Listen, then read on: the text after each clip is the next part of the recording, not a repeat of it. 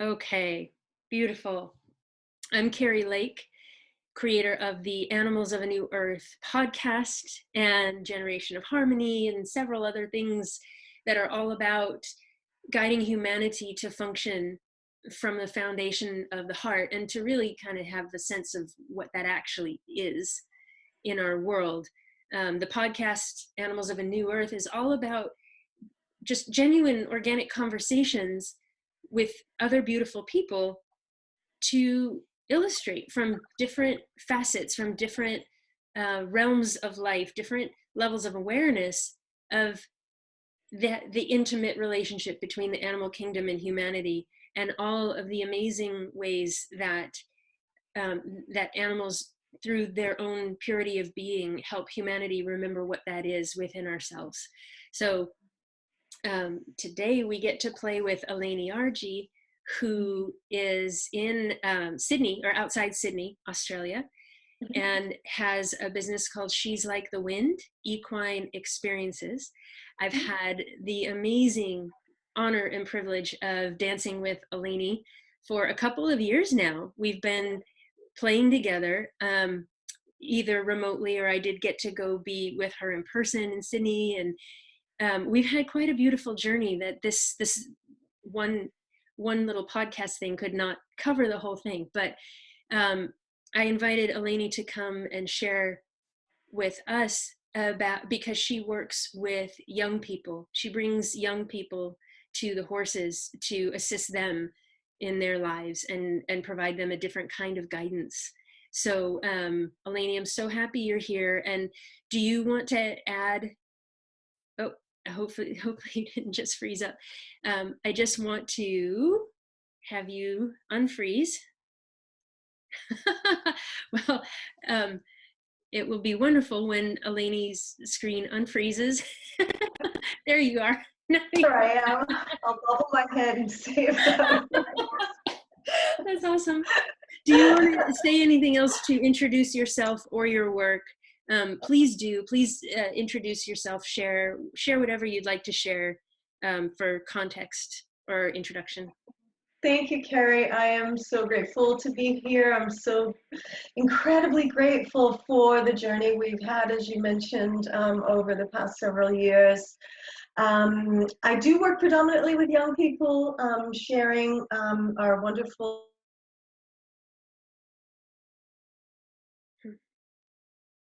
herd of horse programs and interactions that also involve adults, individuals, groups, families.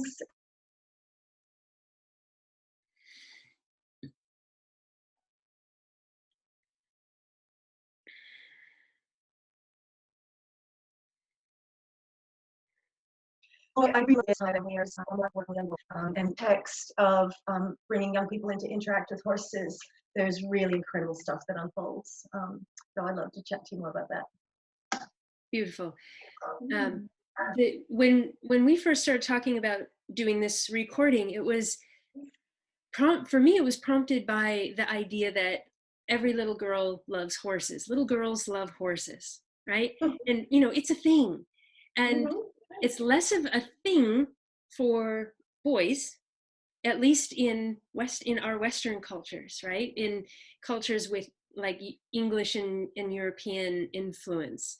So when that popped for me, I just wanted to ask you to share what you see about that. Why do horses speak so much to little girls? What do you see in that? I think horses speak to little girls and big girls.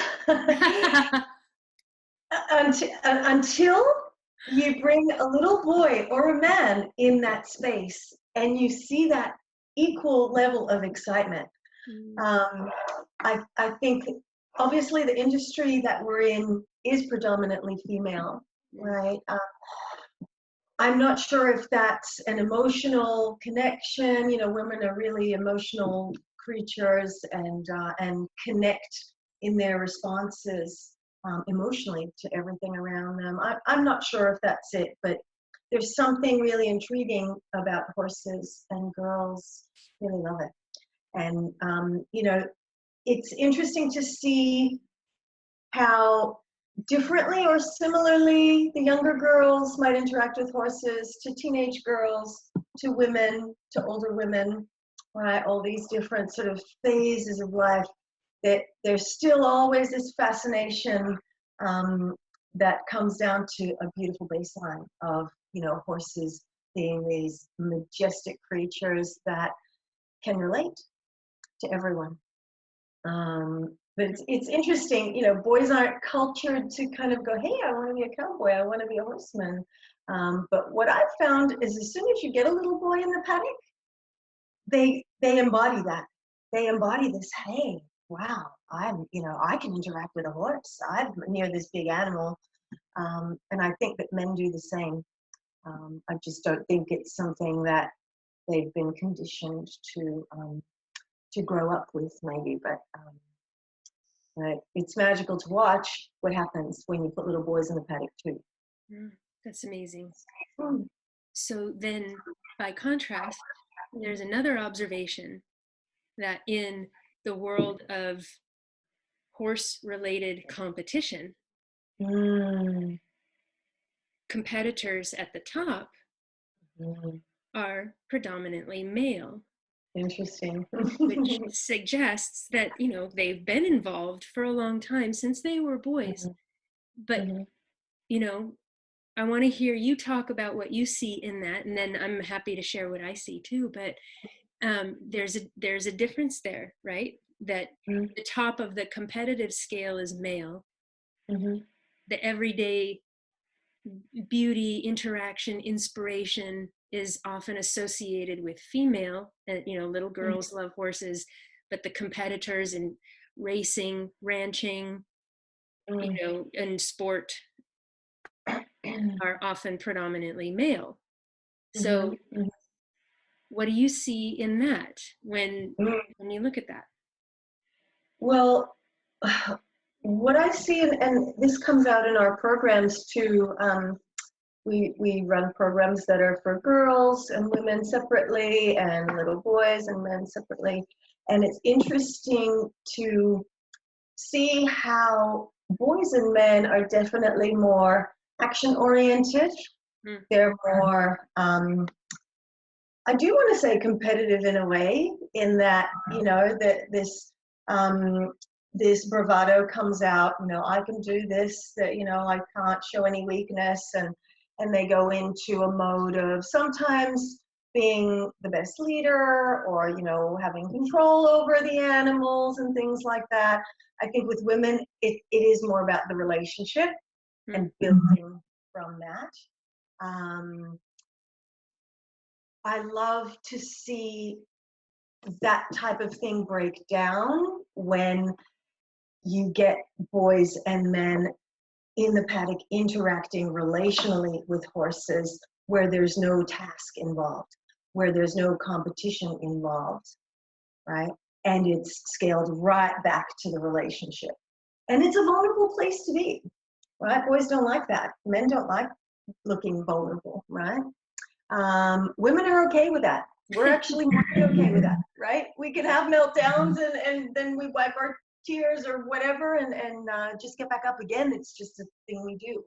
And there's not much shame in that, because it's just accepted. Whereas men, I think, put on this bravado and might have this inner sort of competitive streak that might come out. And that's probably why you see that in competitive equestrian sports as well. I don't know. What's your take on this? It's right along those lines. Whether it's the biological makeup of a male human, or is different than the female human. I'm sure that all, the biology, the physiology. But what I watch a lot is conditioning. Like you mentioned a little bit about our culture, and that there's this expectation that people in a male body would want this and behave like this and are action oriented and there's the expectation of our society that females are emotional and flexible, and blah, blah, blah, blah, blah, whatever the list of requirements is. And so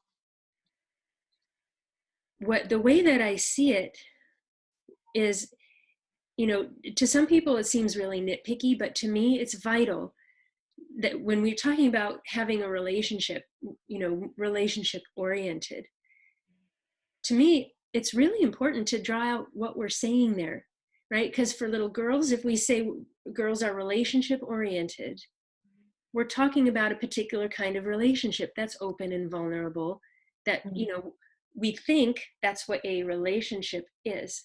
But somebody over here who is competitive and dominating and geared toward causing action with another being, that's still a relationship. Okay? It's just a relationship with different dynamics and different outcomes. Sure. So to me, it's really important to look at our own bias for what a good relationship is. What a relationship is emotional and listening and blah, blah, blah, blah, like we associate girls and horses, and that's not wrong, and it's not right either. People, because there are a lot of female people who are competitive, action oriented, right? And it comes down, we can talk about the divine masculine and the divine feminine, the energy that produces that, but taking that back a little bit to just, the human part of things, and say, well, what if I give male people the space to not have to compete? Then what rises to the surface? Is it really who they are? And if it is, great, go compete, have a blast. But there's a way to compete without dominating your competition partner, right? Like a bobsled team of men, they're not competing with their teammates, right? They're together competing against the clock. And so it's not that competition is bad. It's just, if you're competing, why? Where does it come from? Who are you really? So then my question for you about that is, what are the kinds of interactions that you offer people, that you offer both men and women, that brings either to that place of vulnerably recognizing a connection? What tools do you use, or what exercises do you offer that bring people there? What you're saying is so wonderful, and it takes me back to about 10 years ago. I had some of these programs that I was running, and I was obligated to run girls groups separately from boys groups. And we did all experiential outdoor sort of stuff. Eventually I started incorporating horses in that.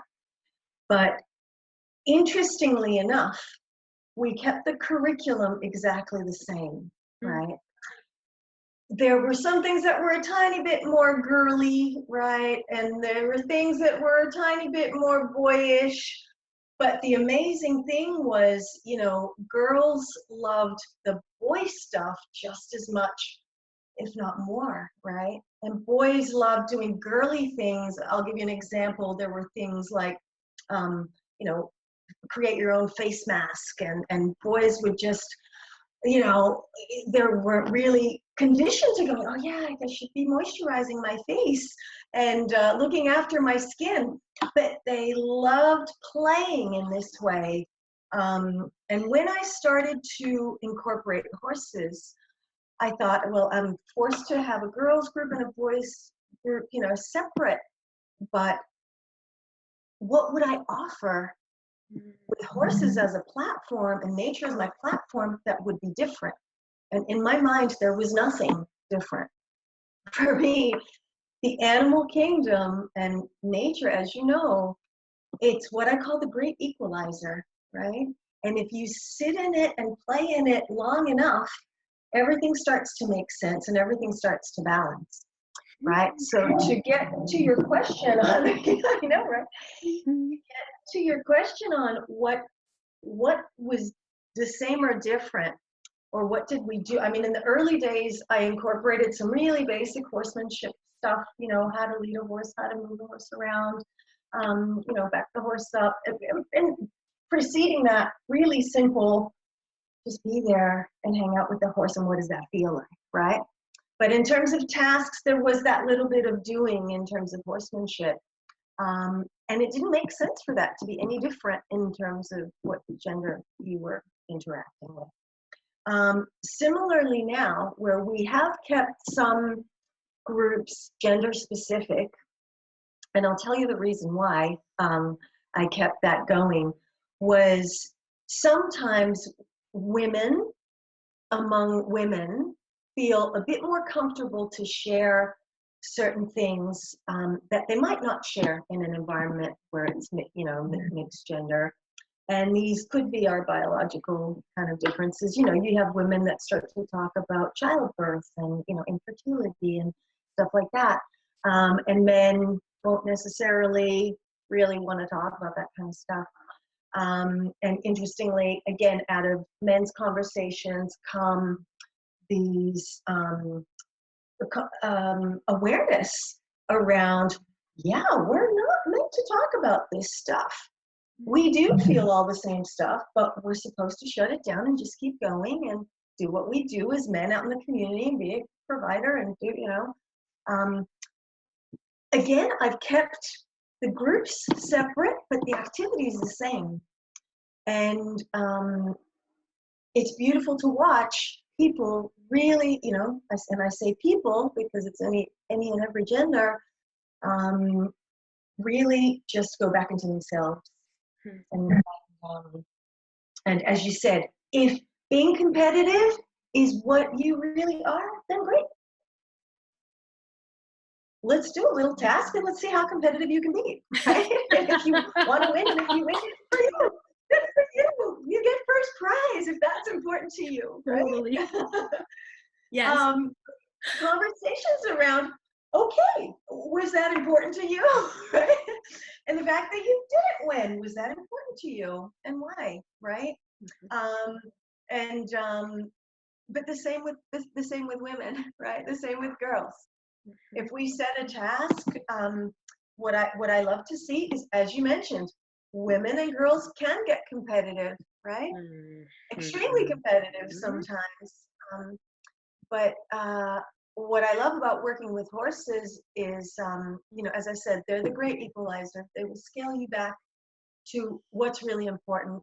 You know, they will, I hate to use the word mirroring, but they will give you that really honest biofeedback as to where you're at. And it's about us just pointing that out and being curious. Hey, why do you think the horse did that? Oh, did you notice the horse did that? Oh, what do you think that's about?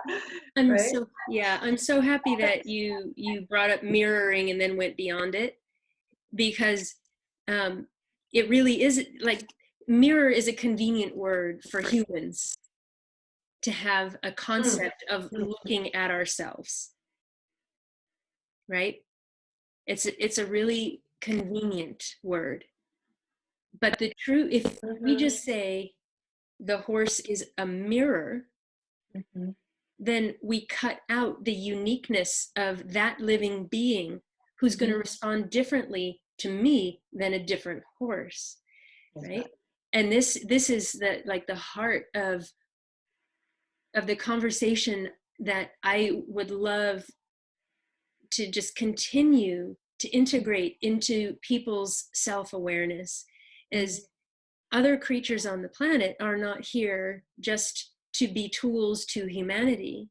They're here with grace, with profound grace, to walk side by side as something different yet equal to the human species. It's just we have this different consciousness that can look at the horse and be curious and say, why do you think he did that? Right? And it's so beautiful to me that we can assist each other in this way. And this is why, like, my book is called Listen Like a Horse, That's exactly why, because horses are not evaluating that you should be different than you are. They're simply saying, oh, well, there you are. And here's me in relationship to you when that's how you show up. And then the moment you shift the way you're showing up, the horse will say, okay, well, here's me now that you have shifted this way.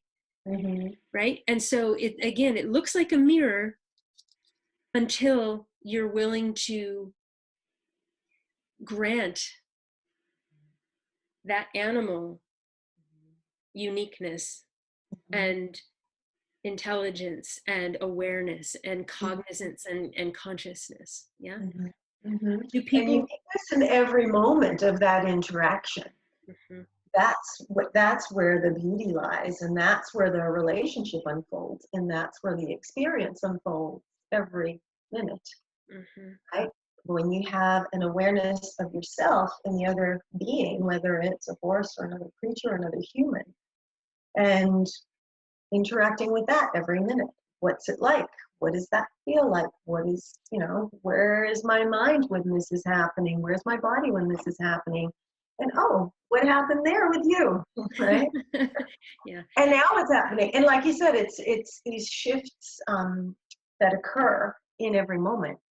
And that's what a relationship is, isn't it? It's bringing yourself with your awareness into interaction with another.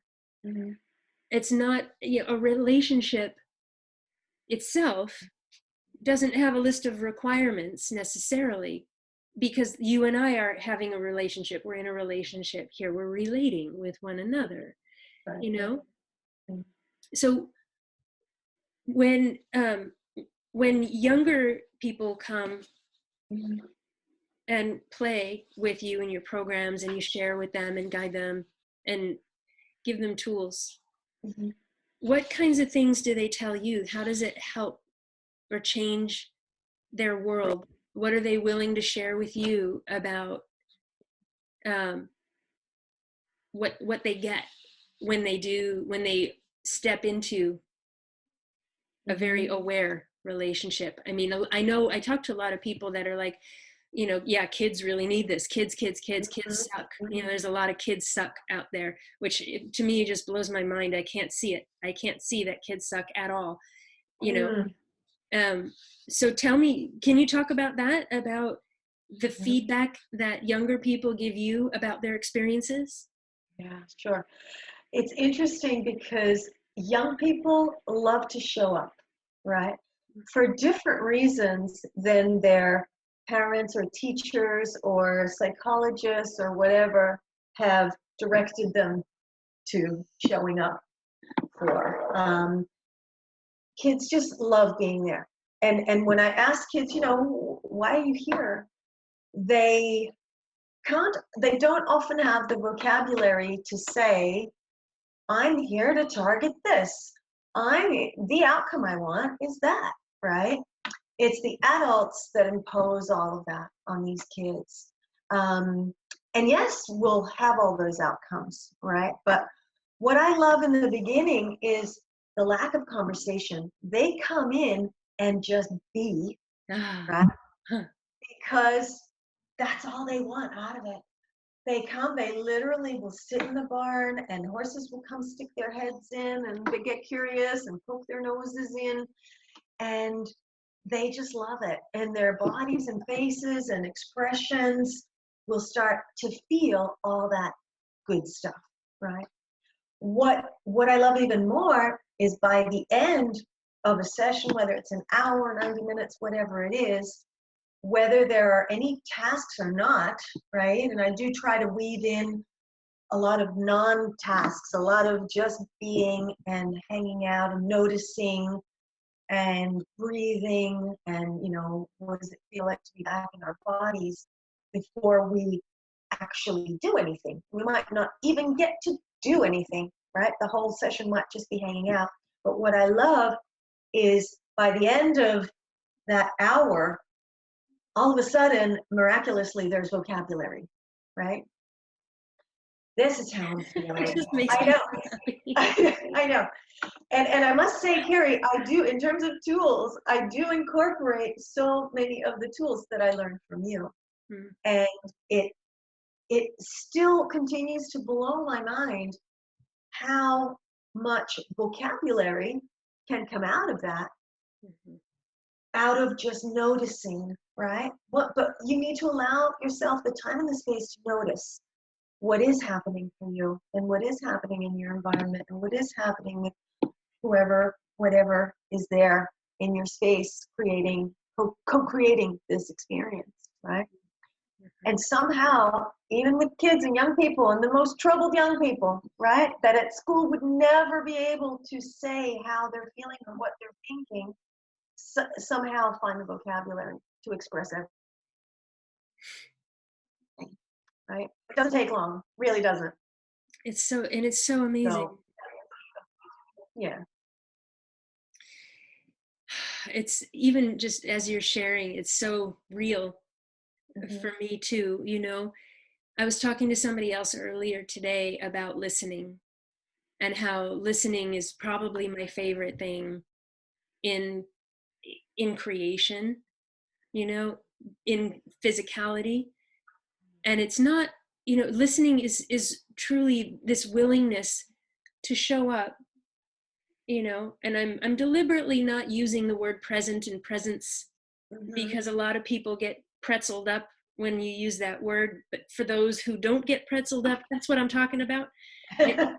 But people willing to actually show up with their body and their awareness and their curiosity and their kindness and their openness, just to say, yes, I see you. Yes, I hear you, without words, right? Listening is one of the kindest, most profoundly healing gifts that we have to share with one another. And as humans, conditioned to function as the provider, the strong one, or the nurturer, the caretaker, the cleaner, whatever the conditions are, we're so conditioned that, for one thing, we often, you know, humans often feel like there's nobody listening, for one thing. And so when you don't have the experience of how it feels that someone would listen, then it becomes difficult to be the listener as well, and to provide that much space for another to be exactly as they are and require nothing different of them. But that is the space where all of these shifts can happen, where the clarity can come, where suddenly a person, is young or old, is relaxed enough in their body so that whatever their level of vocabulary, they can suddenly produce communication. So when you're working with young people, is it different than working with with people who are linearly older? It Maybe is. not emotionally older all the time, but linearly older. Is it different? It's so different. It's so different. I mean, what's beautiful is we have a baseline of just being human, right? This is humanity, Right? right? Right? We have bodies and we have hearts and we have emotions, and our mind, you know, is this incredible thing. Um, but how we process things at different times in our life is different. Mm. How we react to things at different times in our life is different, right? And, you know, biology has a lot to do with that, as you said before, and hormones might have something to do with that. But I love how kids they might have an expectation of something, but they're really happy to let it go like that, right? Right? Wow, check out that horse. Wow, you know, they're, they're so willing to move through these moments and these shifts when you allow them a space to do that without judgment, right? Yeah. And when, as you said, when you allow a space for listening, whether it's humans listening or whether it's horses listening, which is why I love that whole concept of listen like a horse. When a horse listens, they are completely embodied in that, in that moment, in that accepting of whatever they're receiving, whatever it might be, right? That's really listening without judgment. And when we can do that, even to the slightest degree as humans, right? Kids respond to that like this, right? I find adults have a few more walls up. They're, mom's thinking about what she's going to cook for dinner. Dad's thinking of, how much money that business deal is going to make him, or whatever it might be. And it takes a little bit longer sometimes for some adults to get into that moment of really letting stuff go and allowing themselves to be present, which, can happen. Sometimes quicker than others for certain people, but sometimes it takes a really long time, especially if it's been an adult who's been hanging on to a lot of stuff. Kids, I find, are a bit more willing to go, oh, wow, that's a better way? Okay, right? Let's try that. So that's why I love working with kids, and especially teenage kids. They're at that place of crossroads everywhere, right? And it means you have choices everywhere, in every second. What should I do, this or that? If I do this, what's going to happen? That was kind of stinky. Maybe I'll backtrack and go that way. But I think kids are good at making choices, right? And then checking out with curiosity what that did, right? And learning from that. Yeah. So cool. So cool. Because what we're talking about here too, when the tools, right? The tools I love to play with are all about recognizing intuitive information, recognizing sensory information, really truly the way animals do. Animals are not projecting into the future whatever they experienced in the past. Now, I have to qualify that because there are lots of people who will say, my dog remembers that he got scared at that house. Mm-hmm. Yes, they do. They retain the reaction, and they retain information about their environment. But the difference between human projection and animals is humans have the capacity to judge that I'm going to prevent this from happening again because it's bad and it's wrong, or I'm going to set things up in such a way that this happens over and over and over because I never want to experience anything other. We're the ones that have that ability to choose. So sharing the tools among the horses that point people's awareness to their own self-validation, like sharing that with kids and teenagers is invaluable, and doing it in a way where you're not wrong, but check it out if you look at it this way. That's and then right. They can prove to themselves that I'm choosing this because of how it feels, right? Mm-hmm. So let me ask you this. When you empower the kids in this way to make choices, do you find that they choose selfishly? Do you find that they choose in a very self-serving, like I win and nobody else wins but me way? Or is it different than that? It's different than that.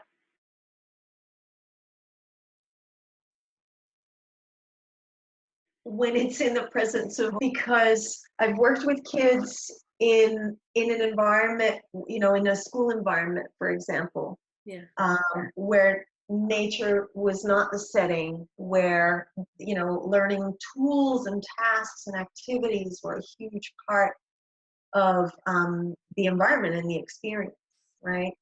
And there's value in that type of learning too.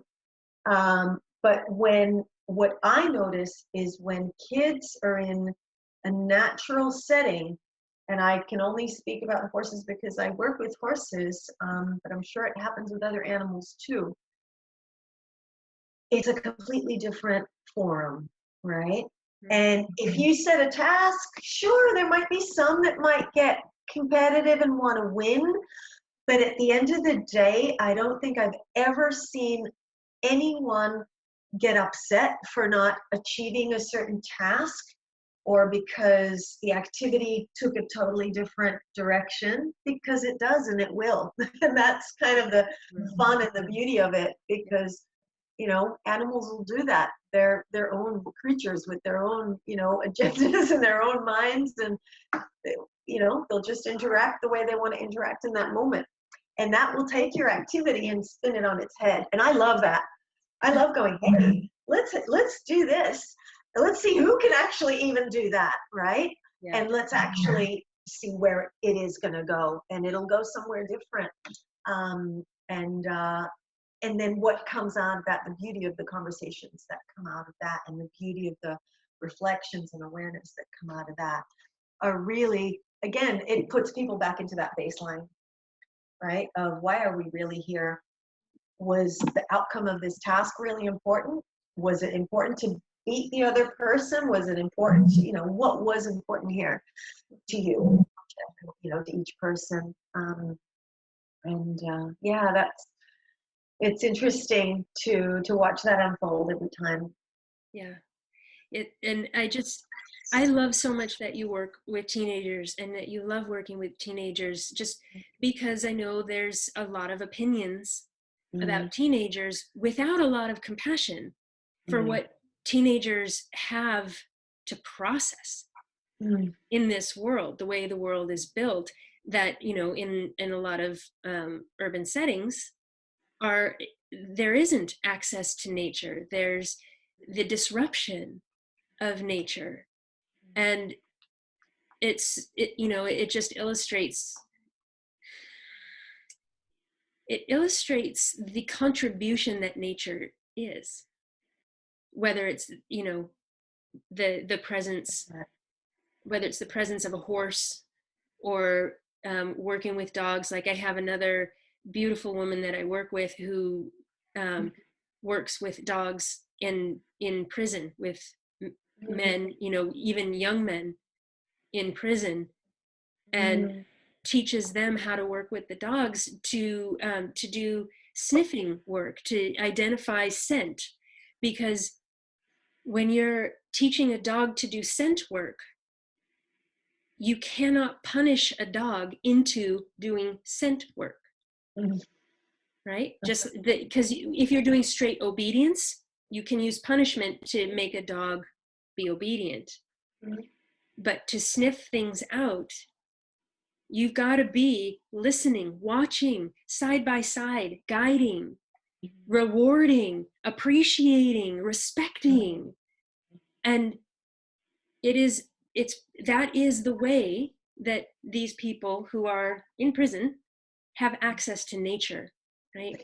To the nature of a creature who only wants to connect with you. That's what they're about. That's how nature perpetuates itself, is connecting. That's right. And people think it's because of science, and I guess I just have to put this out there, but because of science, there's this perception, that nature is dog eat dog, that nature is the strongest survives. And, in a certain light, that proves itself out, but only when you're looking from a limited lens of counting who lives and who dies. Counting who lives and who dies asks you to go beyond the relationships that lead to that one being strongest, to the family strength that lets everybody be exactly who they're born to be. And humanity has the capacity to experience that within ourselves. Otherwise, you wouldn't see what you see when you bring kids to the horses, right?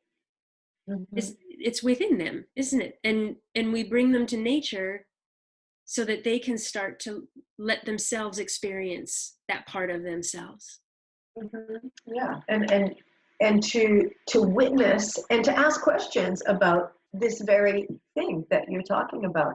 That yes, it might appear that there's competition in nature and there's hierarchy in nature, and there are relationships and relational things that happen, and it's, I love how young people get really curious and ask a lot of questions Mm-hmm. about their place in that, Mm-hmm. and every being's place in that.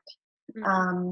And I only really ever see that happening in a complete way in the work that we do outside in nature with animals. And I've worked in a classroom setting too, where you're trying to teach these concepts in a different way. But the most profound learning in terms of my own experiences being out there teaching in all different ways with all different modalities, the most profound learning has happened out in nature. And then put animals in that mix, wow, that's just setting kids up to succeed in life, to succeed as human beings. Yeah. Right. And to find goodness, yes, in themselves and everyone else.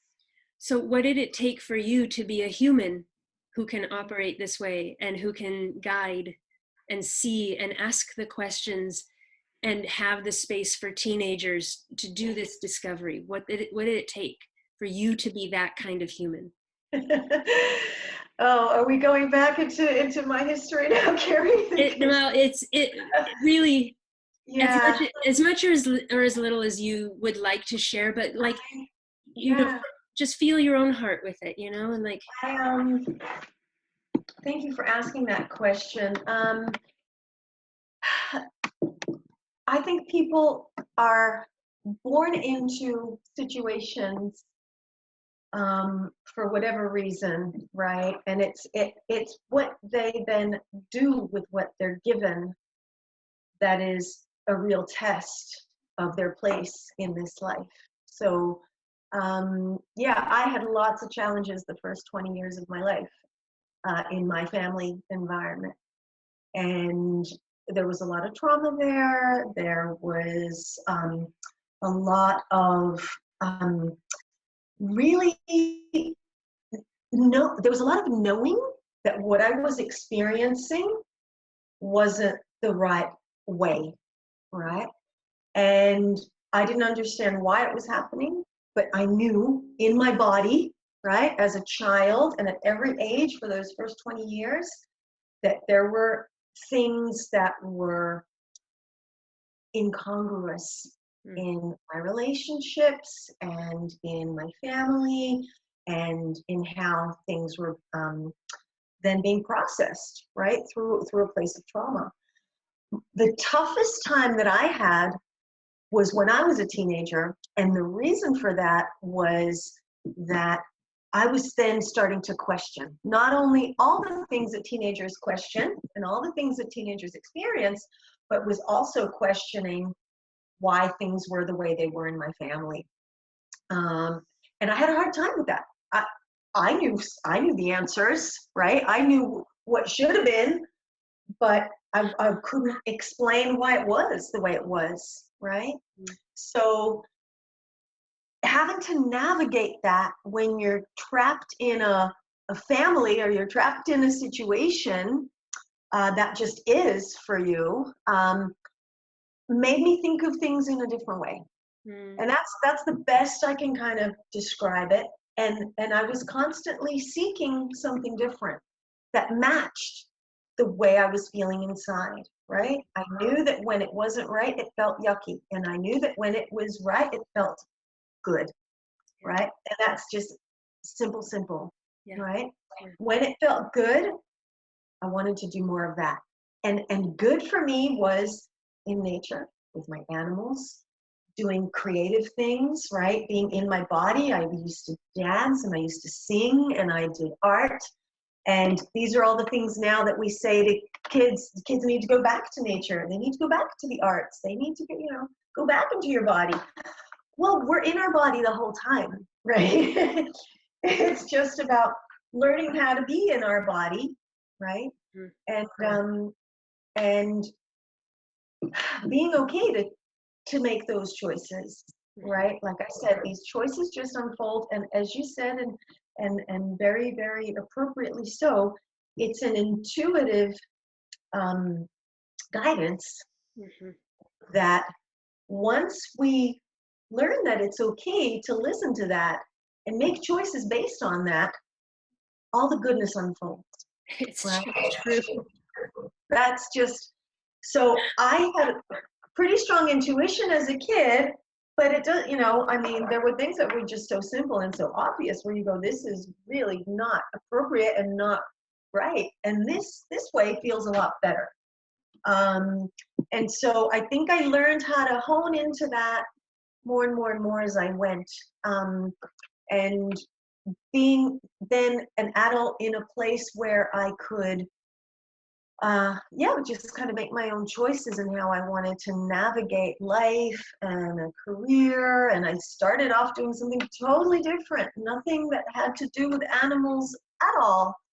And always kept coming back to working with people, working in nature, working experientially, and not just working, living that, right? So now the work I do is actually just me living in a way that feels right, in a way that feels appropriate. Because what happened to me the first 20 years was not appropriate. It was incongruous to how things really should be. It was not in alignment. It was not this, right? And with kids, the most troubled kids would just come across my path. And as you said before, there's so much stigma around the naughty kids, the bad kids. And for me, it was like, these are just kids that are so misunderstood, that have had probably a lot of complex stuff happening in their family life. Yes. And they haven't been given the opportunity to shine from within, and they haven't been given opportunities to find a way to heal and navigate through their stuff so that then they can move forward in a way that's true to themselves, right? So Good. I was, just the naughty kids would find me, and I was like, hey, let's play, right? Like, I see you. I see you. I do that all the time. And I think when kids come into our space in the barn and the paddock, I think they see that in the first minute of my interaction with them. It's, I see you and I got you, and just come have a look at this. Let's hang out and let's play. And let's play in a different way, in a way that has nothing to do with society or your family or the junk that's going on out there in the world right now. Let's play in a way that's right in the here and now, right? And it works. Yeah. That's all I can say. I know there's so much science around all this now, and that's amazing. Yeah. God bless the scientists that are going to go out there and research all this stuff, right? But for me, all I know is how it made me feel as a child, as a teenager, and as an adult, right? And I'm just going with that, Carrie. So that's the long answer to your question. It's so beautiful, Eleni. Thank you. Thank you for sharing so much of it, and so genuine. And so I've been like, okay, how do I want to ask this? There's plenty of people that I'll start to share with, and about self-awareness and the sensory awareness and the intuitive clarity and horses and animals and how that their presence facilitates the dissolving of patterns, that dissolving of the judgments and who I think I am, that's covering up my heart, right? And sometimes people will say, oh, but what if I didn't have a traumatic childhood? What if I had a great childhood? That's so that stuff's not appropriate for me. I'm fine, right? And how do you respond? Because, and again, I'm happy to share how I respond, but what is that like for you? Do people come up to you and say, well, I don't have trauma to go through? Well, you had a traumatic life and that's your world, but I'm fine. Do you ever encounter that? I do. And those are the people that often go, we just want to come and hang out with horses. And I go, that's great, right? And so we invite them into the space, but before you know it, people's stuff will come out, right? As I said, they find the vocabulary to bring stuff up, right? Wonder how that happens. And it doesn't necessarily need to be a huge traumatic event or, years and years of ongoing stuff. Yeah. As humans, we go through stuff, and what might appear really small to you might be really big to me, and vice versa. And so it's not about, comparing whose junk is worse or better, or, people do often come in with, yeah, I got nothing. It's my kid that needs all the help, right? I get a lot of that. Right. And then we realize how much work the parents need to do. That's a whole different conversation. But, Right. right. But the people that just go, I mean, I try not to push the marketing and stuff like that at all. I feel that the people who are going to align with this are going to find us, right? Yeah. So the reasons for that could be trauma, could be anxiety, could be whatever's going on in their head, and it could be nothing. I just want to come hang out with horses. Right. Sometimes it's, what do you do? What even is that? It's like, and it's hard to explain, as you know.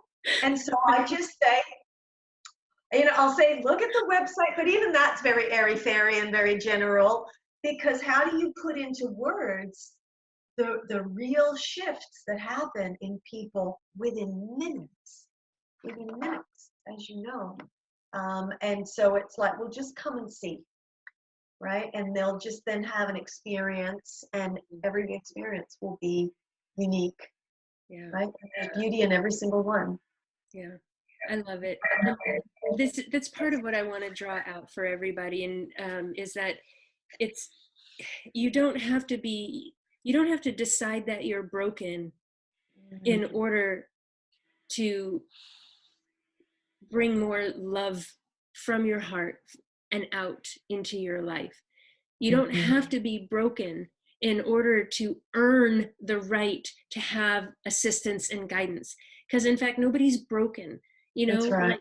like what you said about, kids and teenagers, like they've got some complicated stuff going on. We all did at different places in our lives, and we learned how to cope with it. And then we said, well, that must be who I am for the rest of my life, either consciously or unconsciously, whatever. And so this is, again, coming back to how horses touch our hearts, and animals and nature in general, how much of a contribution they are to helping humanity live with an open heart. Mm-hmm. There's absolutely nothing about an animal that says, you're broken, I need to fix you. That's and right. in fact, it's quite the opposite. They will see you and say, I can see you right through all of that, and I'm right here with you. And that is the magic. That's them listening and providing humans the opportunity to feel, to have the experience of being heard, even without words. That, and when we can feel heard without words, before we use words, that's what opens the space for the true, genuine communication and connection to come forward through words or through touch, or through just an exhale of recognition and acceptance and honor and compassion for one another, to the degree that there's nothing to prove, because everybody can feel the truth. And I think that is the great gift that the innate harmony of nature perpetually offers humanity. It's just a matter of, will we make ourselves available to it, And I think I think often people think that trauma is the only way. It has to be so bad that finally you're willing to be harmonious. But I think with the shift in consciousness, and young people, new people on the planet are already wired differently, that they're not interested in suffering for the right to earn a moment of peace. It's more obvious, like, no, like you and I knew when we were kids, like this isn't the way, you guys. Like this is off. This is off, yeah. And you know when it's off. Right? Right? But And you know when it isn't. You know when it isn't. yes, because it's a profoundly different experience, isn't it? Exactly. And I think new people now are showing up already wired for their majority experience to be in harmony. Like, why wouldn't it be? Like, it is weird that we would have to knock each other down in order to be loved or be fed, you know, or be appreciated. And this is the big schism in the old way, shifting in this brackish water before we can emerge into something more clear as we go forward. But is there anything that you would like to say or ask before we wrap up for today? Well, I love that you mentioned that the newer generation of young people are emerging in a different way, and I believe that, and I see that on a daily basis with young people. They show up emotionally aware, right? They show up wanting guidance in a different way, right? And lapping it all up when you show them something that's different from what's been happening through history, right? And I love that, and they're so willing to use that as a new platform, right? For me, there's a huge, working with young people. I do need to say this, as beautiful as it is to work with a young person one-on-one, or in groups, with kids all together. For me, that missing link is the family. So when we can bring in the parent or carer or the whole family, the siblings, a lot of magic happens there in terms of shifting some of those platforms that they can then take that back with them, and look at things in a different way. I'm so happy you said that. Yeah. Because it provides common ground, doesn't it? Where everybody has had an experience of witnessing and seeing and experiencing each other in a different harmonious light, and then they can be on the same team from a totally different foundation.